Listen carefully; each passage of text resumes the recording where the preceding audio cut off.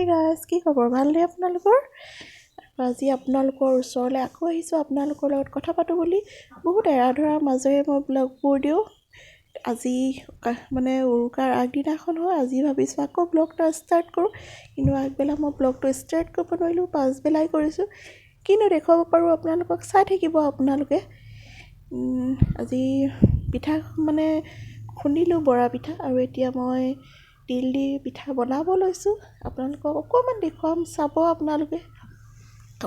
আপোনালোকেও চাগে আজি তেনেকৈ আয়োজন কৰিছে আৰু তেতিয়াহ'লে চাই থাকিব মই কি দেখুৱাই থাকোঁ আজি আৰু মই নৱনীতাই মোৰ আন এটা ব্লগ নৱনীতা হেপী লাইফষ্টাইললৈ আপোনালোক সকলোকে স্বাগতম জনাইছোঁ চাই থাকিব মই কি দেখুৱাওঁ গুড় তিল এইবোৰ চব গোটাই লৈছোঁ আৰু এইটো খুন্দনাত খুন্দিব লাগিব এইখন কেৰাহী পাতি লৈছোঁ মই তিল ভাজিব লৈছোঁ কাৰণ কাইলৈ হৈছে উৰুকা আৰু আজি ভাবিছোঁ পিঠা কেইখনমান বনাই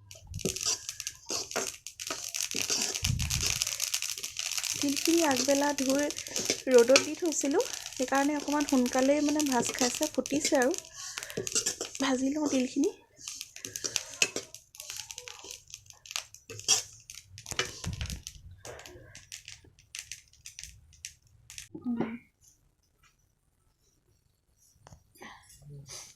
এয়া তিল গুড় ভজা তিলখিনি গুড়ৰ লগত মই দি ভাজি মিলাই ল'ব লৈছোঁ মিলাই মই এইখিনি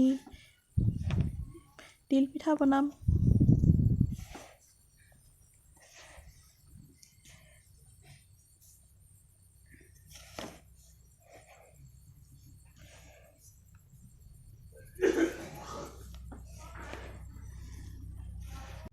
আৰু এয়া মই টাৱা পাতি এখনকৈ পিঠা বনাই গৈ আছোঁ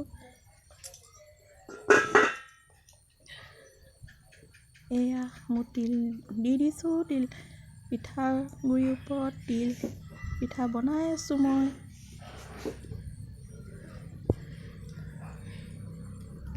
ধুনীয়া দেখিছেনে বাৰু আপোনালোকে মোৰ পিঠাখন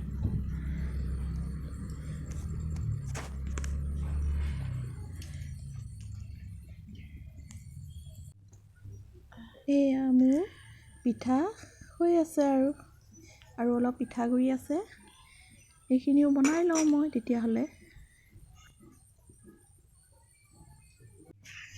কালি মোৰ ব্লগটো শেষ আৰু ৰাতি পিঠা বনাই থাকোঁতে দেৰি হ'ল আৰু আজি পিছদিনাখন কাষৰে দদাইদেউহঁতৰ ঘৰত গৰু গা ধুৱাই আছিলে আৰু মই দেখি অকণমান ভিডিঅ' কৰি থৈ দিলোঁ এয়া দদাইদেউ ঘৰ ল'ৰাকেইটাই আগৰ দিনত আচলতে নৈত নি গৰু গা ধুওৱা হয় কিন্তু আজিকালিনো ক'ত নৈলৈ নিয়ে ঘৰতে এয়া বাকেটত পানী থৈ ঘৰতে গৰু গা ধুৱাইছে এয়া মাটি তাৰপাছত এইবোৰ চাগ বনাই থৈছে আৰু পোৱালীকেইটাই ধুৱাই আছে মই ওচৰতে চাই আছোঁ আমাৰ কাষতে লাগি আছে ঘৰটো আচলতে মই ব্লগবোৰ সময়ত দিব নোৱাৰোঁ কিন্তু তথাপিও মানে ভিডিঅ'টো বনাই থওঁ পাছত হ'লেও দিওঁ আজি এতিয়া এইটো আকৌ কেতিয়া মানে এইটো ব্লগ দিব পাৰিম ঠিক নাই বিহু কেইদিনমানৰ পাছতে চাগে ওলাবগৈ আৰু এয়া ল'ৰাকেইটাই দদাইদেউ ঘৰ এয়া এইবোৰ লাও বেঙেনা দি আছে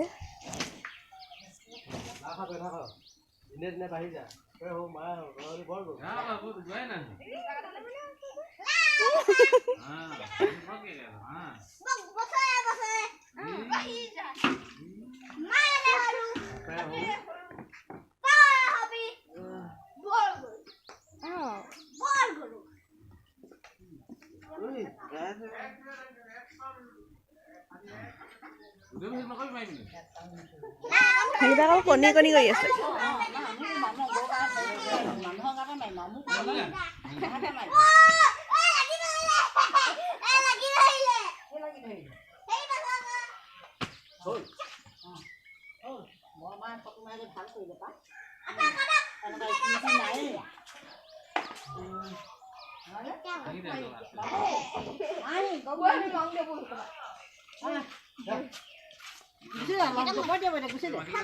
এয়া মই যোৱানি খাই মাটি দাইল তিয়াই থৈছিলোঁ আৰু এতিয়া হালধিৰ লগত পিচি ল'ম। পিচি পেলাই মাহ হালধি দি আজি গা ধুব লাগিব, কাৰণ আজি এইটো ইয়াৰ ধোৱা নিয়ম আছে।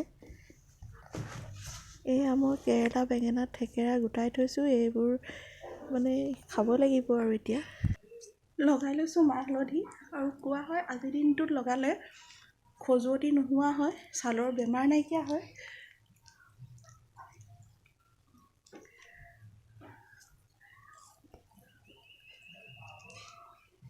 আৰু চুলিত জেতুকা পিচিও লগাই থৈছোঁ।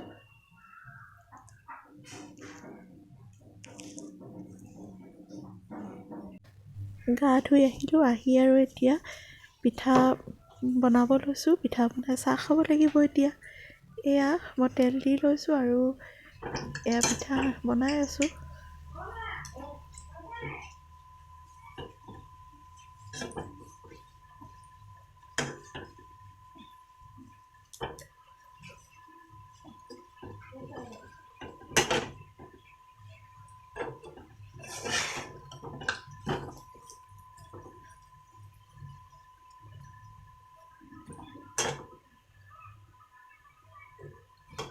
এয়া পিঠা বনালোঁ, কেক বনালোঁ, তিল পিঠা আৰু চাহ খাব লৈছোঁ। মাটোক মাতি আছোঁ আৰু গোটেই টেবুলখন মানে মোৰ বস্তুৱে ভৰি পৰি আছে।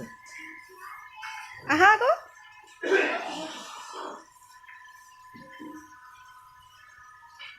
একাপ গাখীৰ চাহ লৈ লৈছোঁ আৰু মাটোক মাতি আছোঁ চাহ খাবলৈ। ওচৰৰ পোৱালিবোৰ বিহু গাবলৈ ওলাই আহিছে এই পিছবেলা সময়ত। আনিলা নি? জেতুকা আনিলোঁ। 100টা বুটলি দিলা নি? 100টা বুটলি দিবি। অঁ, হৈ গ'ল 100টা? নহয়, কেইটা হ'ল হিচাপ কৰা নাই। এই বাৰীখনত সোমাব পাৰিম? চবেই সোমাব দেখোন। মই যাওঁ। ময়ো 100টা শাক বিচাৰি বুলি পিছবেলা ওলাই আহিছোঁ। এয়া বাৰীত সোমাইছোঁ আৰু এটা এটাকৈ শাক বুটলি গৈ আছোঁ। এই 2টা হৈছে আৰু দেই।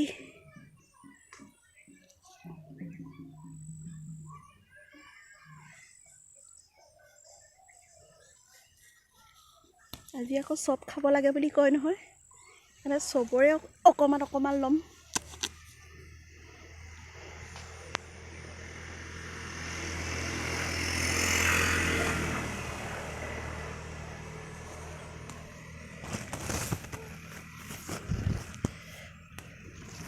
মাটি কান্দুৰি, মানিমুনি,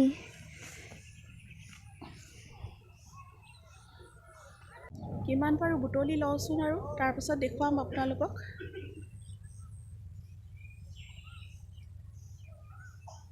চাই থাকিব তেতিয়াহ'লে। মই বুটলি লওঁ, ইমানখিনিতো দেখুৱাব নোৱাৰোঁ মই এটা এটাকৈ বুটলি থাকোঁতে, সেইকাৰণে বুটলি লওঁ কিমান পাৰোঁ, তাৰপিছত দেখুৱাম আপোনালোকক। 100টা শাক বুটলি আহিলোঁ, সন্ধিয়া লাগিলে আৰু 100টো 90 মান হ'লগৈ, কিন্তু 100 নহ'লগৈ আৰু। তথাপিও এতিয়া আকৌ চাম ভিতৰত কিবা কিবি আছে নেকি। আৰু মুখ হাত ধুলোঁ, এতিয়া চাহ অকণমান খাই লওঁ, তাৰপিছত আকৌ ভাত বনাব হ'বই আৰু। এয়া আঁতৰি দিয়াচোন মা। এয়া গোটাই থৈছোঁ, কাউণ্টিং কৰিম অলপ পাছত। আৰু চাহ একাপ খাই লওঁ বোলো। পিঠা ৰাতিপুৱা খালোঁ, এতিয়া খাবলৈ মন নাই আৰু। কেক 2 পিচ লৈ লৈছোঁ, চাহ, গাখীৰ চাহ একাপ লৈ লৈছোঁ, ম'হৰ গাখীৰৰ চাহ একাপ খাই দিওঁ আজি। তেতিয়াহ'লে মই চাহ একাপ খাই লওঁ। আৰু ভাত ৰান্ধি আছোঁ। আজি গধূলি মাটি দাইল বনাইছোঁ। এয়া মাটি দাইল মোৰ উতলি আছে আৰু।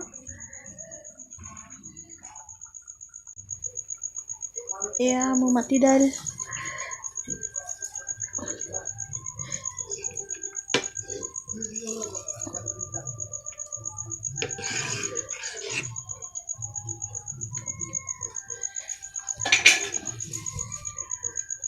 মোৰ 100টা শাক সিজাই লওঁ।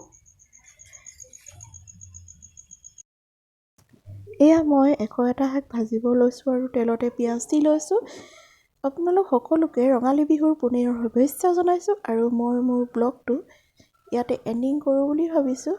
এয়া হালধি দি ল'লোঁ, তেলত দি অলপ হিলাই ল'লোঁ।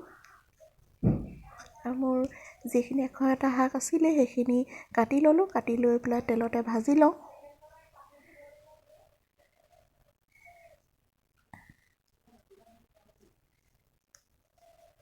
আজিৰ দিনটোত 101টা শাক খালে বোলে বহুত বেমাৰৰ পৰা ৰক্ষা পাব পাৰি। আগৰ পৰা চলি অহা নিয়ম, সেইকাৰণে আমিও মানি আহিছোঁ। মোৰ 101টা শাক তৈয়াৰ হ'বই এতিয়া। নিমখো দি দিলোঁ মই লগত। আৰু অলপ সময় এনেকৈ ভাজি থাকিম। ভাজি আছোঁ মই এনেকেই।